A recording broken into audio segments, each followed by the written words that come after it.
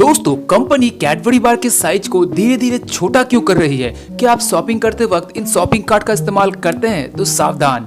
और bullet train चलाने के लिए कंक्रीट ट्रैक का ही इस्तेमाल क्यों किया जाता है? ऐसे ही कुछ गजब फैक्ट के बारे में आज हम बात करने वाले हैं। वीडियो बहुत ही मजेदार होने वाला है, तो वीडियो के अंत तक बने रहिए। तो चलिए शुरू करते हैं।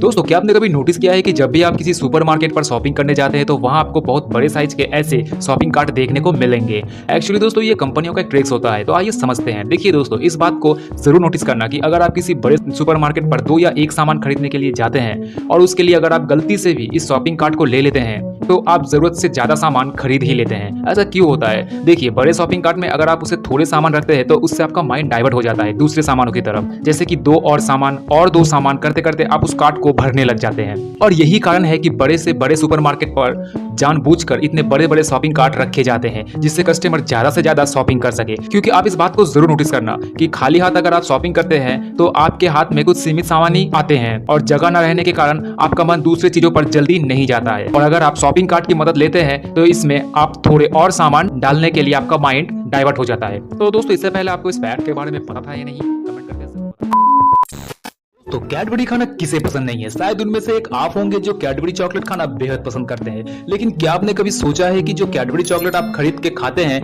कंपनी उसका साइज समय के साथ साथ छोटा कर दे रहा है, लेकिन प्राइस वही की वही है। दोस्तों, आप जब भी कैडबरी खरीदेंगे तो देखेंगे उसकी लंबाई तो सेम रहती है, लेकिन कंपनियां इसके साइज के साथ चालाकी करती है। दोस्तों, आप देखे होंगे कि पहले की कैडबरी बार स्क्वायर शेप के होते थे, लेकिन अभी आपको राउंड शेप के बार देखने को मिलेंगे। अब आप सोच रहे होंगे इसमें बड़ी बात क्या है? दोस्तों, क्या आपको पता है स्क्वायर शेप के कॉर्नर को काट देने से कंपनी के 8% का खर्च बच जाता है। बहुत से लोग सोच रहे होंगे कि ये तो बहुत छोटा सा परसेंटेज है, लेकिन दोस्तों एक बार सोचिए, जब मिलियन कैडबरी के कॉर्नर काटे जाएंगे तब कितने % का खर्च बचेगा? क्या आप अंदाजा लगा सकते हैं?